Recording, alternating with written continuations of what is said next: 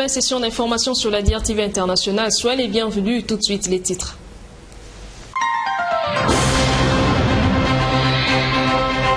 Le projet d'éradication du pion et de renforcement de la surveillance intégrée de la lèpre dans les districts sanitaires frontaliers des pays du bassin du Congo, bientôt dans sa phase opérationnelle.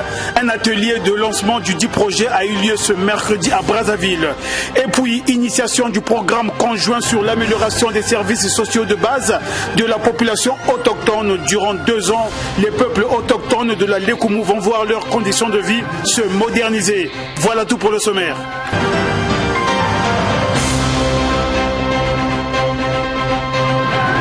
Merci de nous choisir pour vous informer. Ouvrons ce journal avec cette information. Le problème des érosions à Brazzaville, on n'en parlera jamais assez. Le quartier Tiba, dans la commune de Kitélé, est confronté à ce problème. Une situation qui serait due à la construction des maisons dans ce quartier qui n'est pas encore loti. Reportage de Morel Mabélé.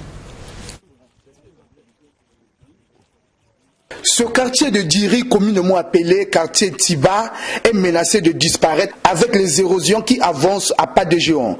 Pour certains habitants de ce quartier, cela est dû aux constructions des maisons qui se font dans cette zone non lotie. Auguste Moubala, président du conseil paroissial de Notre-Dame des Sources, sœur Clarisse, nous parle du début de ces érosions. Ça a commencé ces derniers moments.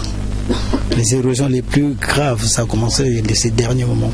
En fait, depuis 1993, 92, 93, 94, on ne vivait pas tellement ces érosions. Mais parce qu'il y avait aussi moins d'habitations, moins de maisons. Avec l'arrivée de plusieurs personnes qui viennent, ils rentrent et les pentes, tout ça, c'est ça qui crée un peu les érosions. Dans la canalisation, on ne l'a pas prévu.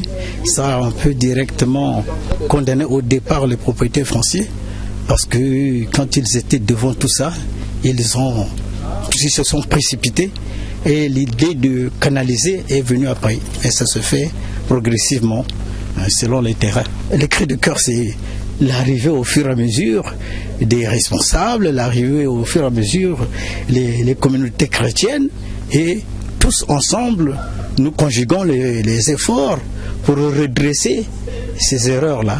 Le père Roch Écouré, franciscain évoluant à la paroisse Notre-Dame des Sources, sœur Clarisse, nous fait état du calvaire qu'ils vivent au quotidien. Notre calvaire ici est pratiquement lié à la question de l'érosion. Déjà, là, il y a l'accès à notre site, soit du monastère des sœurs où nous sommes actuellement, soit de la paroisse Saint-Clair de Djiri que vous avez ici, là-bas à côté. C'est l'accès. L'accès est très difficile comme vous l'avez vécu avec nous. Et actuellement, nous sommes butés aussi à la question de l'érosion que vous venez de voir. La paroisse est menacée, le monastère aussi, comme vous le voyez. Ces érosions menacent aussi les écoles, les hôpitaux qui s'y trouvent. Selon certaines informations recueillies sur le terrain, le quartier Tiba, qui se trouve dans une zone enclavée, a commencé à être peuplé après le drame du 4 mars. La paroisse Notre-Dame de Sources, sœur Clarisse, a ouvert ses portes le 24 janvier 2005. Rappelons que la congrégation des franciscains cohabite avec les sœurs Clarisse dans le monde. La paroisse Notre-Dame de Sources, sœur Clarisse, a la capacité de recevoir 300 fidèles par messe et la paroisse Sainte-Claire d'Assise, qui n'est pas à l'abri de ces catastrophes naturelles, a une capacité de recevoir 800 fidèles par messe.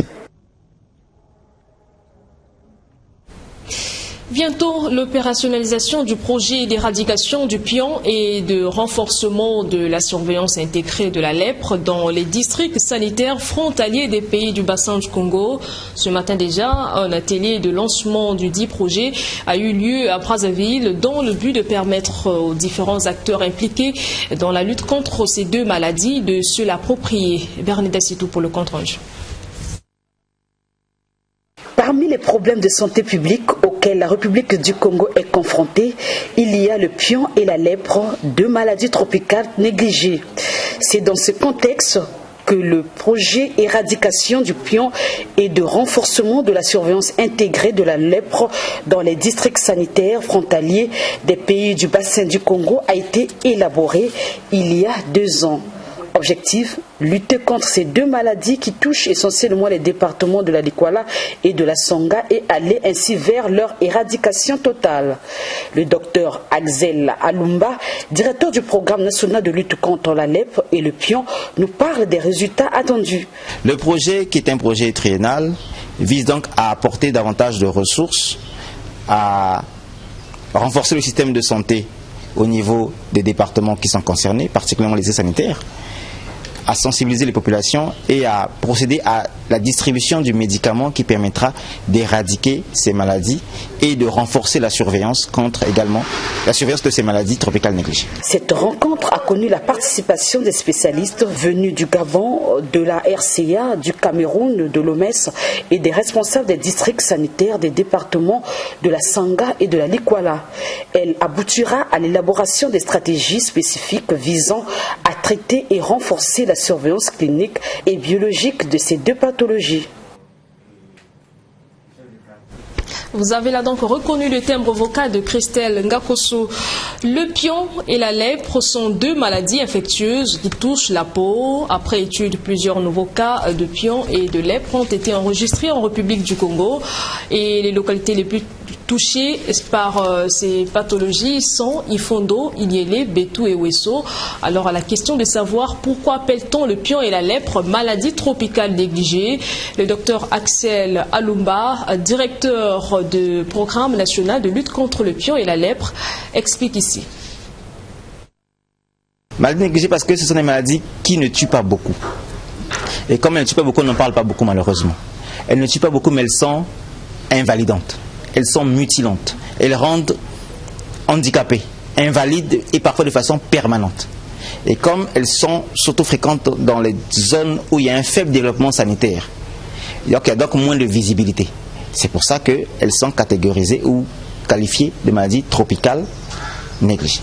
Au Congo, nous avons, aux dernières nouvelles, nous avons dépisté pratiquement près de 300 cas de pion au niveau national.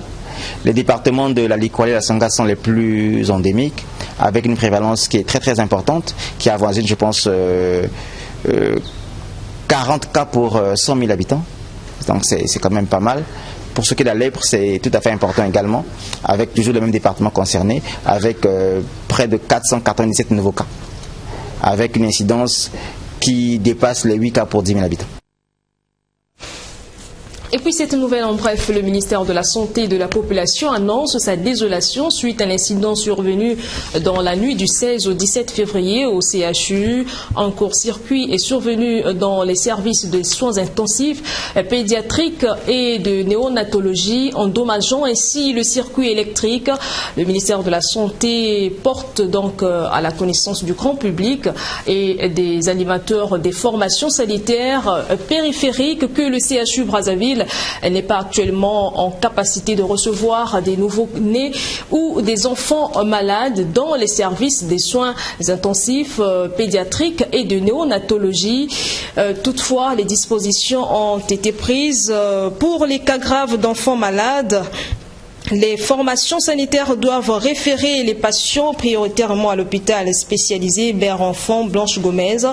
Pour les cas relativement simples, les formations sanitaires doivent référer préférentiellement aux hôpitaux de base de Talangaï, Makelekele, Bakongo et Filou. Une cellule de crise a été mise en place au ministère de la Santé, en charge de la santé, pour gérer la situation. Durant 2 ans, les populations autochtones du département de la Lekumu vont voir leurs conditions de vie se moderniser, et ce grâce au programme conjoint sur l'amélioration des services sociaux de base de cette population. Mais tout ceci se fera en tenant compte de la culture de ce peuple, ont indiqué les responsables du programme alimentaire mondial, partenaire de ce programme. Suivez. Dans le souci d'améliorer les services sociaux de base des populations autochtones et vulnérables, le gouvernement congolais multiplie des initiatives depuis 2008. C'est le cas du programme conjoint sur l'amélioration des conditions de vie des populations autochtones du département de la Lukumu. Le constat qui se dégage, ces populations autochtones sont souvent l'objet d'exploitation ou d'esclavage de la part des populations bantoues. Ce programme, qui est porté par 3 agences du système des Nations Unies, l'OMS, le PAM et l'UNICEF, a entre autres objectifs contribué à l'accélération de l'atteinte des objectifs de développement durable ODD d'ici 2030. Ali Ouattara, représentant adjoint du programme alimentaire mondial, PAM, nous a signifié que cette amélioration des conditions de vie des populations autochtones ne va pas créer une rupture avec leur mode de vie. L'intention n'est pas de sortir les populations de leur milieu de base. C'est pourquoi il y a d'abord, pour commencer le programme, une étude de base qui devra être faite pour comprendre les différentes dynamiques qui entourent la vie des populations autochtones. Et c'est autour de ça qu'il y a des activités spécifiques qui seront définies pour pouvoir les atteindre, pour pouvoir les permettre de mettre en œuvre des activités qui leur permettent de s'auto-promouvoir. Donc il n'est pas question d'apporter une rupture par rapport à ce qui existe, mais de comprendre les dynamiques qui entourent la vie des populations autochtones et de voir avec eux de façon consultée, de façon cohérente avec les acteurs qui interviennent également dans le secteur de la protection sociale, quelles sont les activités et quelle est la manière la mieux appropriée pour pouvoir atteindre les objectifs. Signalons que le département de la Lukumu compte 12 000 autochtones. Le département de la Lukwala, qui est le département où il y a plus d'autochtones, en compte 13 000. Poursuivons ce journal, jour J+3 de Denis Sassou Nguesso à Pointe-Noire.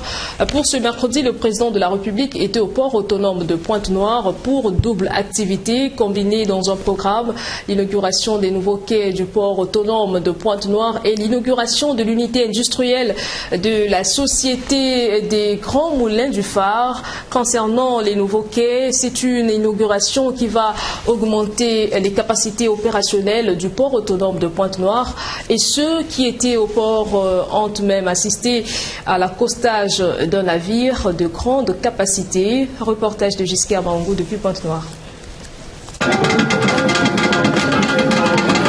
Le port autonome de Pointe-Noire a 3 nouveaux quais. Le quai D, le quai G, qui peut recevoir des navires porte-conteneurs de grande capacité, et un autre quai, le quai polyvalent, où s'est d'ailleurs déroulée la cérémonie des quais que le président de la République a inauguré. 3 nouveaux quais qui vont améliorer les performances et augmenter la capacité de conteneurisation de ce port, certifié ISO 9001, et qui, en 2018 et 2019, a été plébiscité meilleur port en Afrique de l'Ouest et du Centre en termes de performance des opérations portuaires.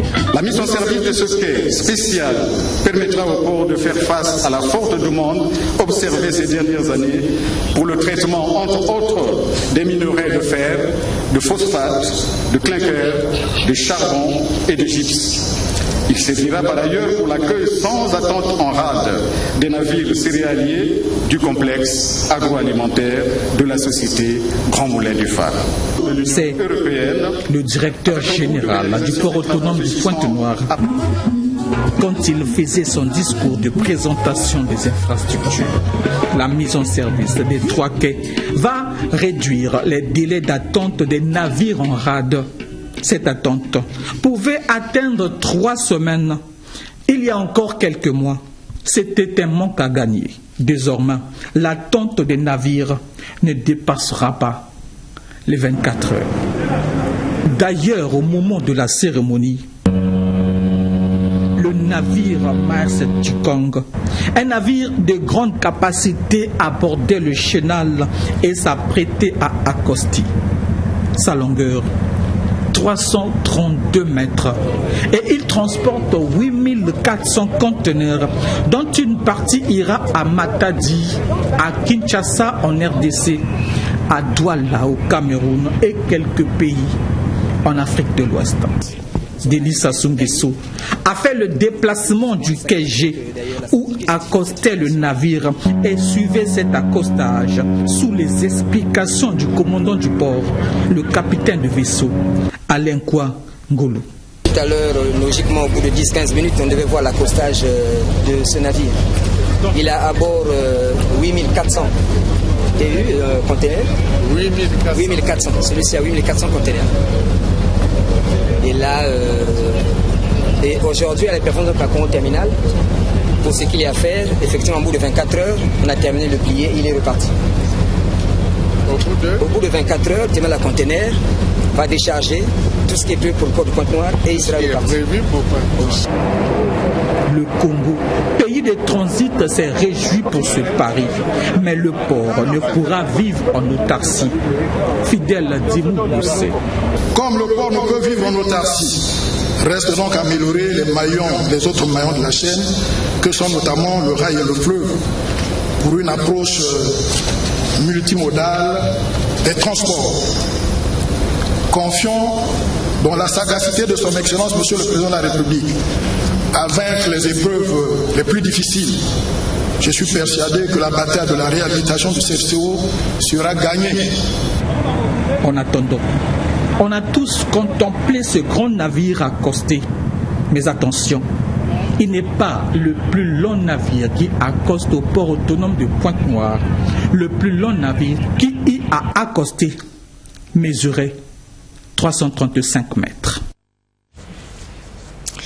Et sur l'inauguration de l'unité industrielle, c'est une structure qui produira 320 tonnes et dont la technologie qui sera appliquée est parmi les meilleures mondiales selon le président directeur général de la société Sondia.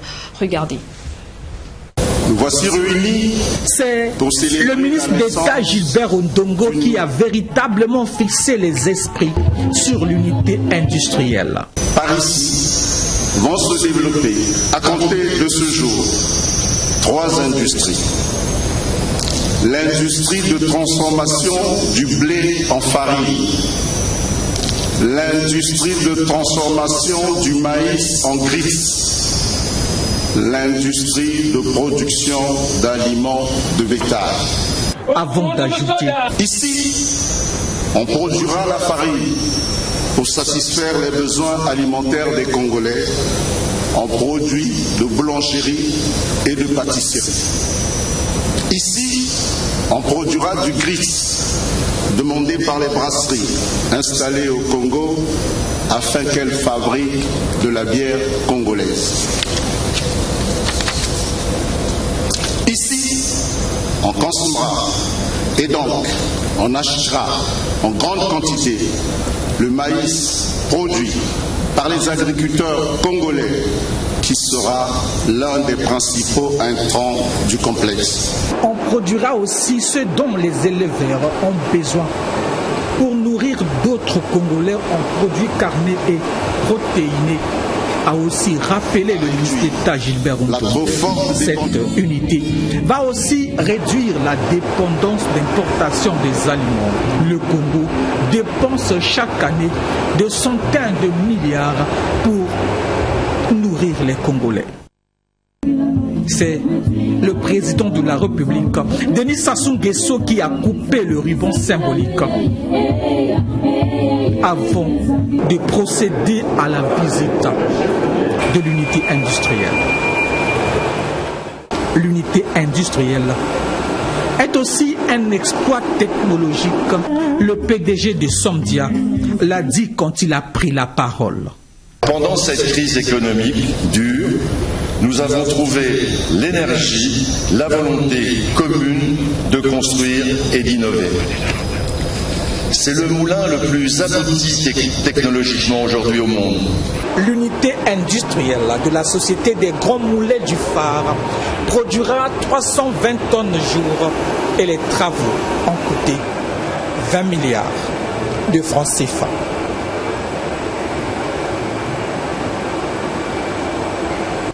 Toujours ce mercredi, le président de la République a reçu en audience une délégation de la société Eni. Cette dernière est venue féliciter le chef de l'État pour la 3e turbine inaugurée il y a quelques jours. Reportage. En marge de la mise en service de la 3e turbine de la centrale électrique du Congo ce 18 février 2020, une délégation de la société Eni, conduite par son chef des opérations et d'exploitation, est allée féliciter le chef de l'État Denis Sassou Nguesso pour cette 3e turbine qui va à coup sûr booster la production électrique au Congo. Monsieur Poulouti et sa suite ont aussi saisi cette occasion pour rendre compte au président de la République de leurs activités au Congo.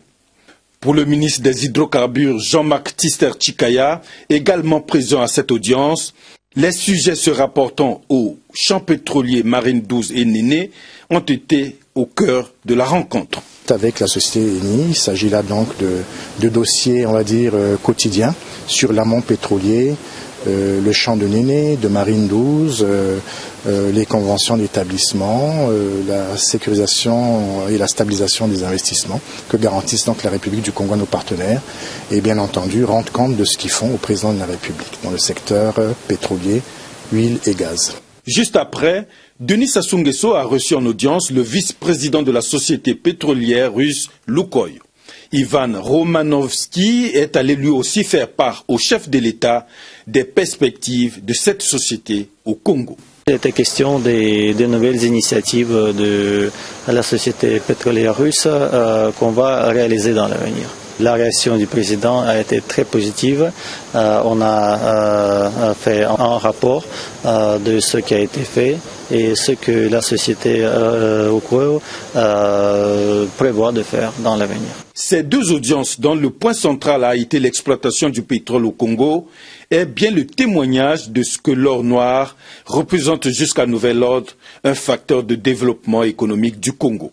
Ce qui n'enlève rien à la tendance irréversible de la diversification de l'économie telle que prônée par le chef de l'État. Et place à présent à l'actualité internationale en bref et en images avec la Voix de l'Amérique. Au Mali, un bataillon de l'armée formé d'anciens rebelles et d'ex-miliciens pro-gouvernementaux a pris ses quartiers hier à Tombouctou, 5 jours après le retour de l'armée à Kidal. Ils ont été accueillis au camp Cheikh Sidi Becaye de Tombouctou. Le secrétaire d'État américain Mike Pompeo clôture sa tournée dans 3 pays africains avec une allusion à peine voilée sur la Chine. Il a déclaré que son patron, le président américain Donald Trump, aime les accords et veut en avoir plus entre les États-Unis et les nations de toute l'Afrique. Au Burkina Faso, 3 soldats burkinabés ont été tués par des individus lourdement armés mardi matin dans l'attaque d'un détachement militaire à Kelbo, dans le nord du pays, a-t-on appris de sources sécuritaires. Le gouvernement centrafricain demande le départ de 3 fonctionnaires de la MINUSCA. L'annonce a été faite par le ministre des Affaires étrangères. Les concernés doivent quitter le sol centrafricain dans un délai de 7 jours.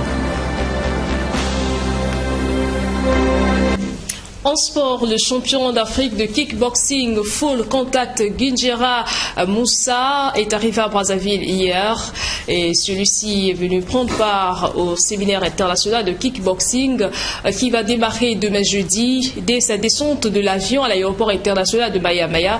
L'international malien, c'est comme ça qu'on l'appelle, s'est dit déjà fier de son apport à ce séminaire international de kickboxing qui selon lui sera très bénéfique pour les pratiquants de cette discipline. Eva Tikasumba. Il est 17h48 quand l'international malien Guindjera Moussa foule le sol congolais, accueilli par ses fans venus nombreux à l'aéroport international de Maya. Guindjera Moussa, 2 fois champion d'Afrique de kickboxing, est venu à Brazzaville pour prendre part à un séminaire international sur sa discipline. Un séminaire qui se tiendra au gymnase Henri Elende du 21 au 23 février prochain. Au menu, du full contact, du kickboxing et le Muay Thai, autrement dit la boxe thaïlandaise. Le champion d'Afrique se dit déjà fier de son apport à ces retrouvailles qui, selon lui, sera très bénéfique pour les pratiquants de cette discipline. Le président de la Confédération africaine au courant de mon arrivée ici. Moi, je vais seulement donner tout ce que je connais faire. Pratique, il y a le théorie, technique de combat, surtout beaucoup de techniques de combat. C'est ça que nous allons beaucoup travailler. Nous lançons l'appel, tout le monde pouvait participer à cette grand stage international ici à Brazzaville. Donc on compte sur tout le monde, soit même les karatékas qui peuvent participer au stade. Le stade est fait pour tout le monde. Aussitôt, toute la délégation a pris la direction de l'hôtel où sera logée la star africaine en passant par le boulevard Alfred Raoul et l'avenue de la Paix. Et s'agissant de ce séminaire international, le président du comité national de kickboxing Full Contact, Emmanuel Baka, revient ici sur les enjeux de ces retrouvailles. On l'écoute. Nous étions dans une lancée de vulgarisation du style. Et pour l'année 2019, nous avons entrepris un nombre de programmes similaires, toujours s'inscrivant dans cette même dynamique. Nous avons été à Owando, où nous avons fait un stage de ce genre, naturellement au niveau national. Nous avons organisé un gala à Brazzaville, je crois que c'était au mois de mai. Nous avons organisé un festival de full contact kickboxing à Kinkala en juillet. Et puis, vers la fin de l'année, nous avons organisé aussi encore un séminaire encore de formation toujours technique et d'encadrement à Pointe-Noire. Et donc ce stage international s'inscrit dans cette même dynamique. En termes naturellement en termes d'attente, nous espérons qu'avec l'expérience de Moussa ici, nous allons pouvoir monter d'un cran, augmenter les capacités de nos athlètes à un niveau que peut-être jusqu'ici on n'a pas encore fait. Toujours en sport, ce jeudi, vous suivrez en direct sur la DRTV la retransmission du match Congo-Cameroun comptant pour les préparatifs du CHAN. Le coup d'envoi sera donné à 16h au complexe sportif de la Concorde à Kintélé. Et voilà, c'est la fin de ce journal. Merci à vous de nous avoir suivis.